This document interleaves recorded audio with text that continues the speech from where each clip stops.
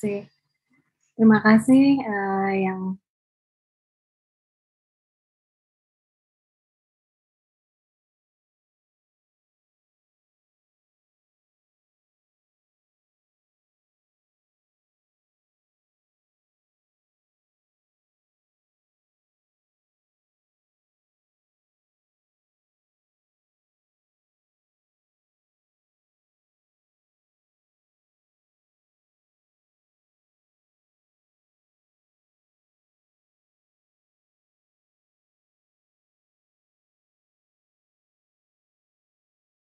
jadi kali ini saya akan memberikan deskripsi atau sharing informasi mengenai gangguan ginjal akut pada anak secara umum dan mungkin membahas sedikit mengenai apa yang akan kita hadapi sekarang, kondisi saat ini.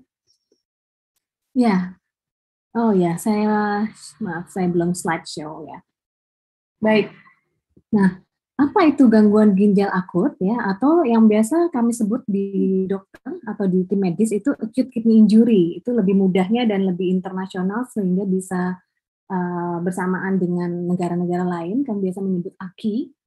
Jadi AKI ini atau gangguan ginjal akut ini adalah penurunan cepat secara tiba-tiba. Jadi ada drop penurunan fungsi ginjal yang secara tiba-tiba. Hal ini dapat ditandai oleh peningkatan beberapa parameter laboratorium selain klinis yang akan nanti kita bahas. Apa itu peningkatannya? Yaitu ada peningkatan dari ureum dan kreatinin. Apa itu? Artinya ada racun-racun dalam tubuh yang meningkat dalam darah dan ini membahayakan bagi tubuh.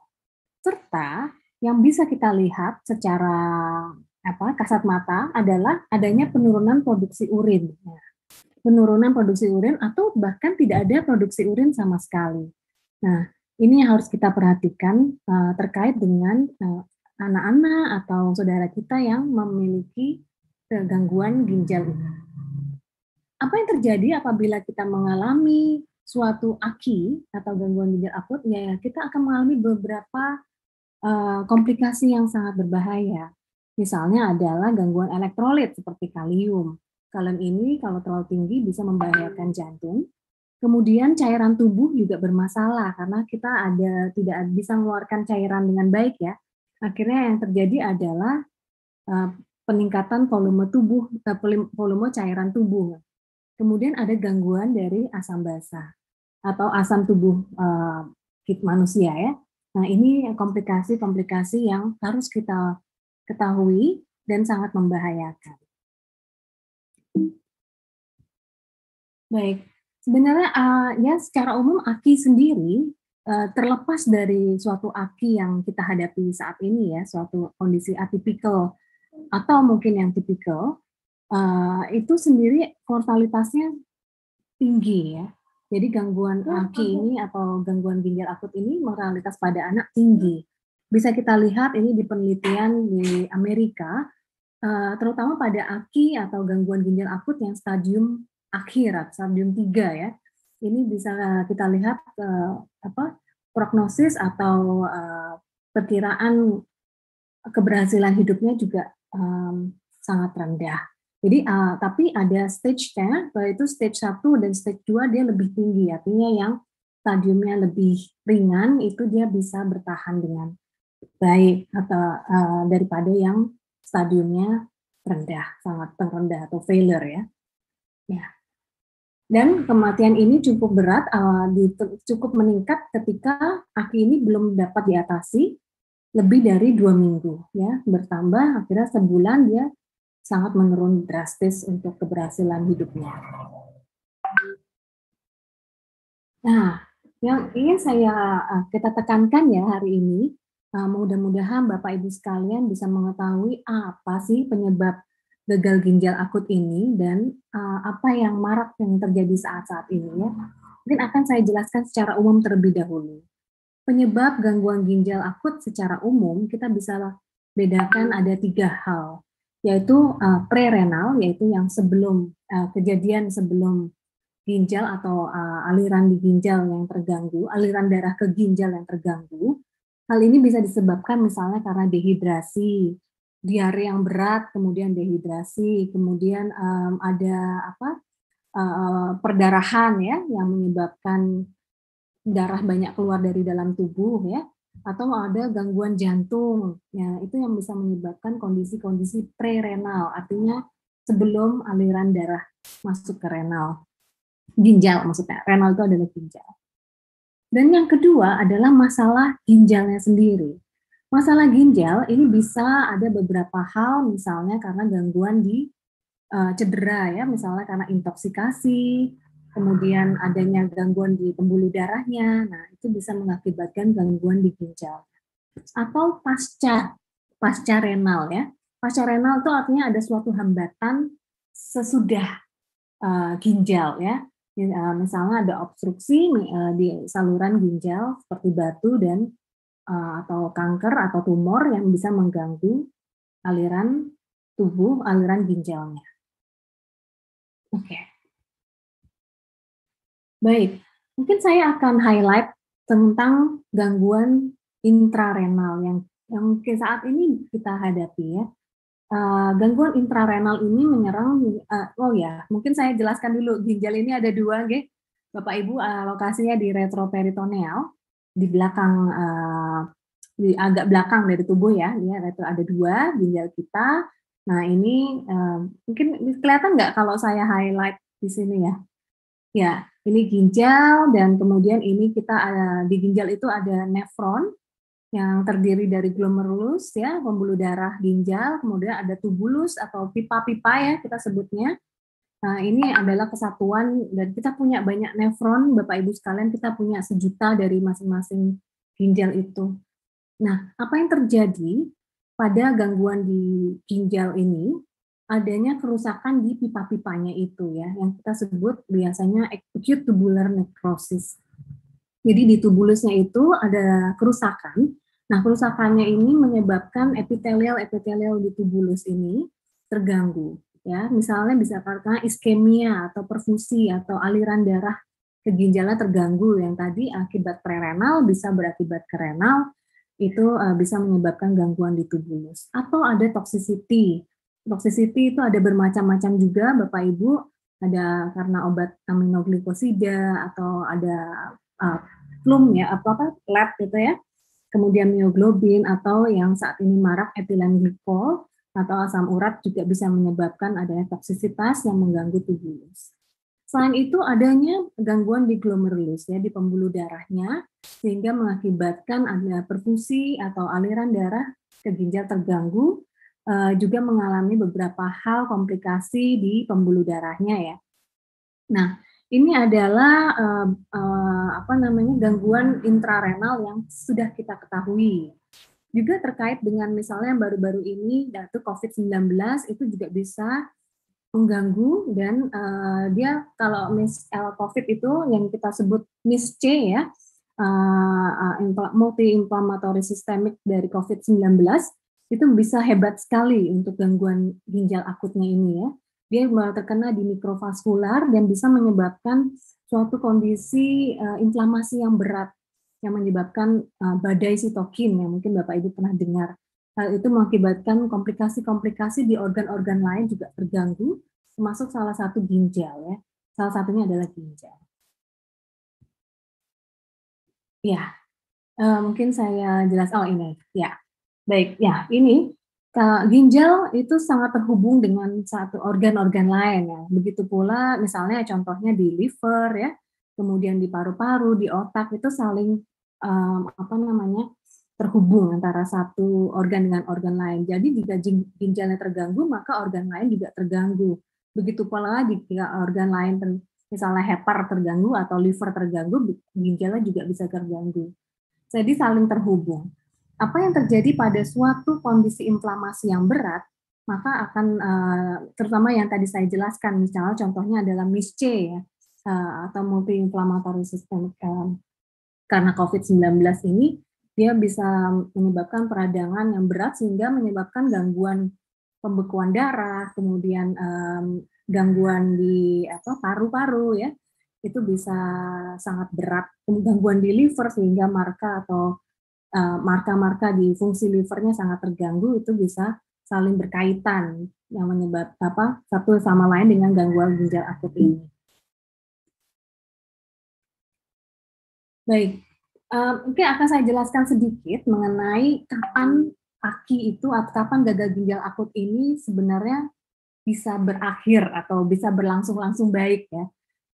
Pada umumnya, jika suatu inflamasi ini oleh tubuh kita bisa baik atau bisa dilakukan perbaikan ya, baik dari tubuh kita atau mungkin ada terapi yang mencukupi ya, itu bisa kita lihat sekitar 14 hari ya. Dalam 14 hari dia harusnya sudah dalam kondisi resolve. 14 atau mungkin 1 bulan ya. 1 bulan kita harapkan dia sudah recover, sudah sembuh. Namun ketika tubuh atau injury itu begitu hebat atau mungkin ada penanganan yang masih harus dioptimalkan, itu bisa terjadi suatu maladaptive repair. Jadi ada kerusakan yang belum bisa pulih. Sehingga hal ini menyebabkan gangguan-gangguan lain lebih berat, ginjalnya juga tidak bisa tertangani dengan baik maupun organ-organ lain. Ataupun jika organ lain yang ternyata lebih berat, ginjalnya ikut terganggu. Jadi saling satu sama lain, saling terkoneksi atau tersambung ya.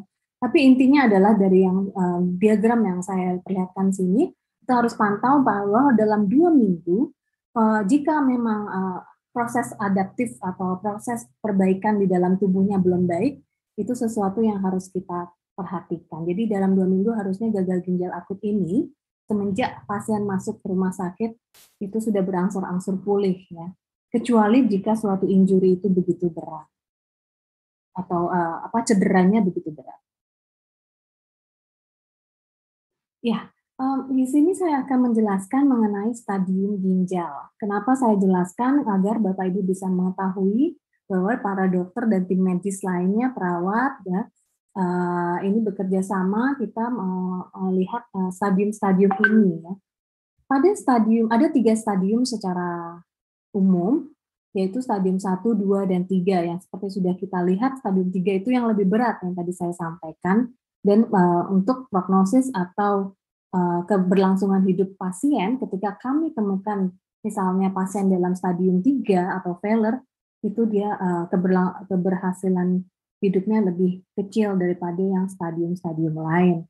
Ini adalah kriteria-kriteria yang kami lakukan secara klinis kapan kita mendiagnosis pasien AKI atau gangguan ginjal akut ini secara laboratorium dan secara klinis. Mungkin saya akan highlight untuk Bapak Ibu sekalian bahwa di sini kalau kita masuk di AKI stadium 1 itu adalah tidak ada urinnya ya. Urinnya 0,5 cc per kilo per jam dalam 6 sampai 12 jam. Jadi angka 6 sampai 8 ini adalah angka kalau kita kencingnya sedikit, nah itu yang harus kita waspada ya. Jadi volume urin dalam 6 sampai 8 jam yang turun secara tiba-tiba itu yang harus kita waspada oleh Bapak Ibu yang memiliki anak-anak kecil di rumah ya. Oke. Oh ya, maaf. Ya, kalau failure atau yang udah stadium 3, dia fungsi kencingnya, urinnya sangat dikit sekali ya. Di sini 0,3 cc per kilo per jam ya.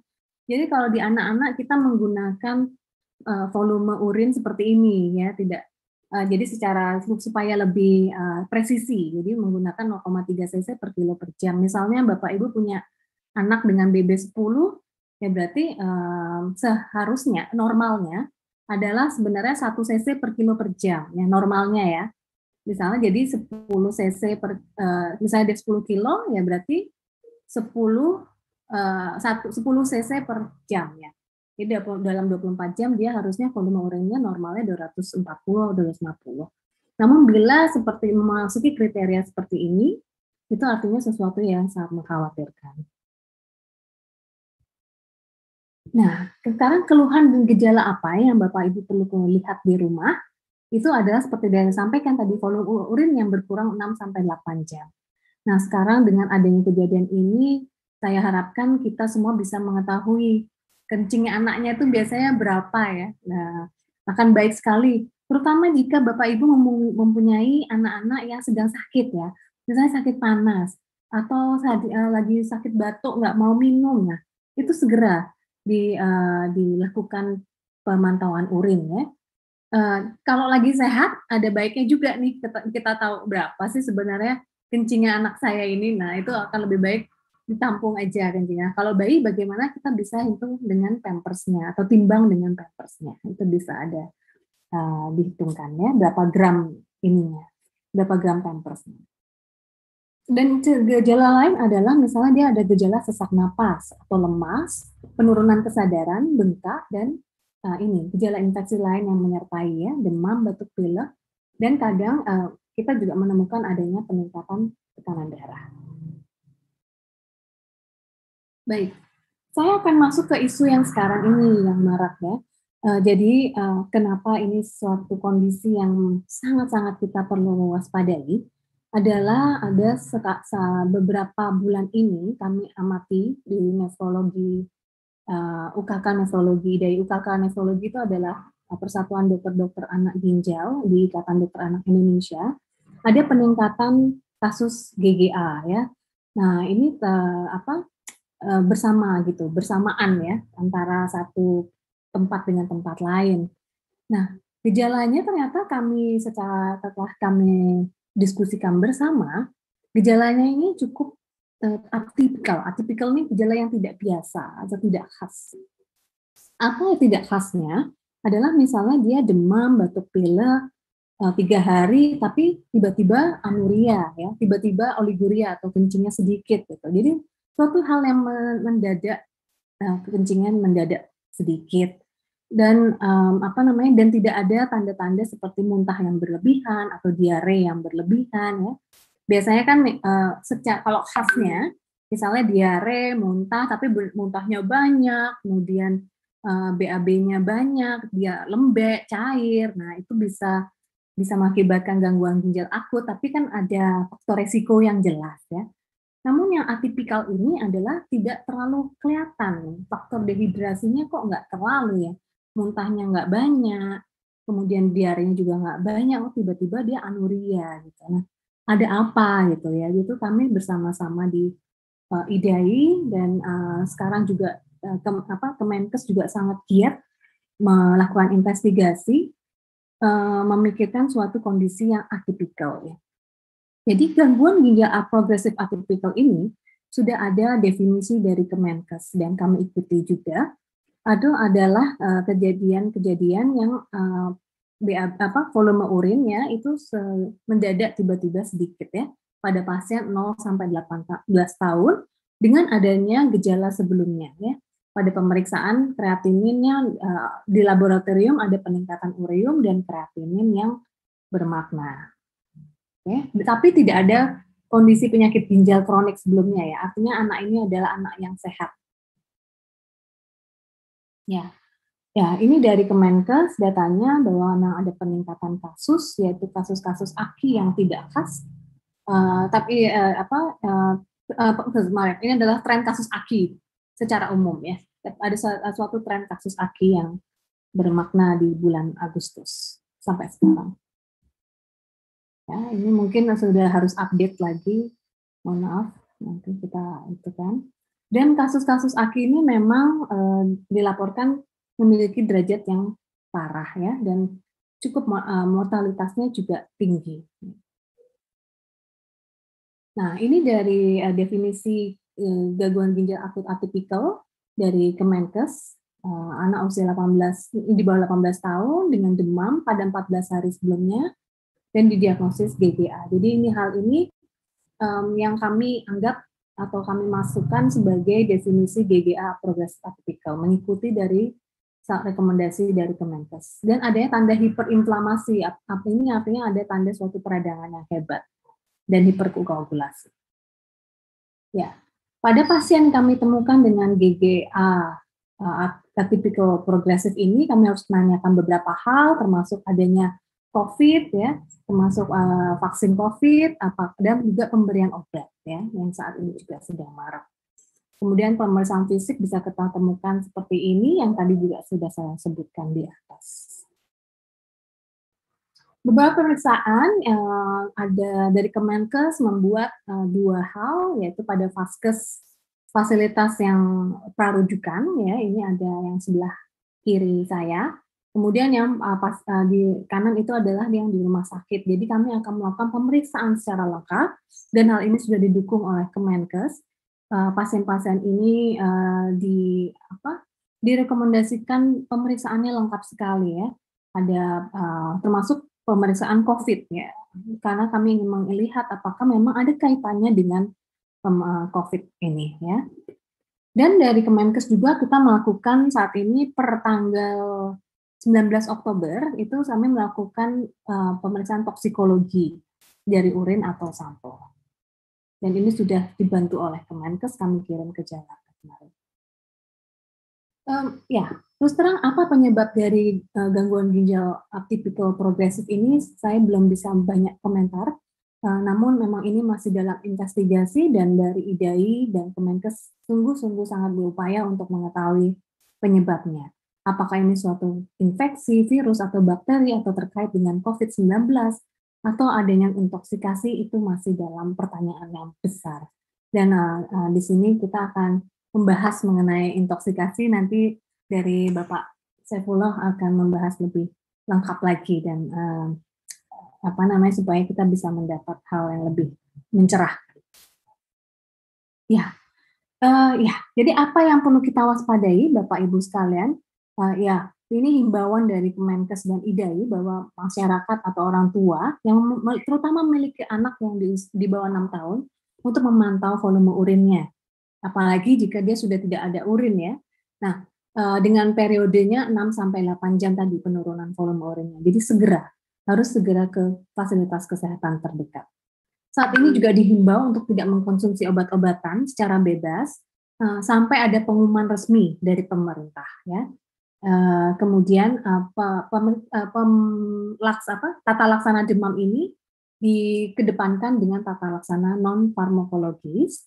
Namun nanti akan dibahas lagi oleh Dr. Irma mengenai hal-hal yang akan kita lakukan apabila ada pasien dengan demam. Ya, kemudian ini vaskes pertama, ada beberapa yang harus dipantau. Ya, ini untuk kami di rumah sakit. Secara umum tata laksana gagal ginjal akut baik yang tipikal atau yang atipikal ini kami akan melakukan beberapa tata laksana secara umum. Memang identifikasi penyebab belum mengetahui, namun yang harus kita lakukan adalah apabila ada kegawatan yang membahayakan, apakah butuh cuci darah atau tidak. Nah, itu yang akan kami segerakan ya. Misalnya dia butuh cuci darah atau dialisis, ya kita akan dialisis. Beberapa pusat rumah sakit rujukan sudah disampaikan oleh pemerintah, rumah sakit yang bisa mengampu anak-anak dengan berat badan kecil ya. Nah, ini. Salah satunya adalah rumah sakit kita, rumah sakit Sarjito, kita bisa melayani pasien-pasien dengan rujukan seperti ini. Ya, kemudian hal lain adalah kita akan melakukan terapi cairan yang adekuat dengan koreksi gangguan elektrolit dan basa, terapi nutrisi yang adekuat dan menghentikan obat-obatan yang mengganggu fungsi ginjal. Ya. Ini adalah alur karena saya pikir di sini mungkin ada beberapa rekan-rekan di Vaskes ya. Nah, ini adalah alur yang mungkin dan saya rasa sudah tersebar informasi-informasi ini. Ya. Baik, ini adalah himbauan dari Ikatan Dokter Anak Indonesia yang tadi saya sudah sampaikan ya. Sementara tidak membeli obat bebas dan tetap tenang dan waspada ya, dan harus terutama waspada melihat adanya buang air kecil ini secara mendadak atau tidak ya. Ya, saat ini memang kita masih dalam investigasi dan penghentian obat ini sementara sampai ada himbauan dari pemerintah. Ya. Saya rasa sudah cukup, Ibu Ika.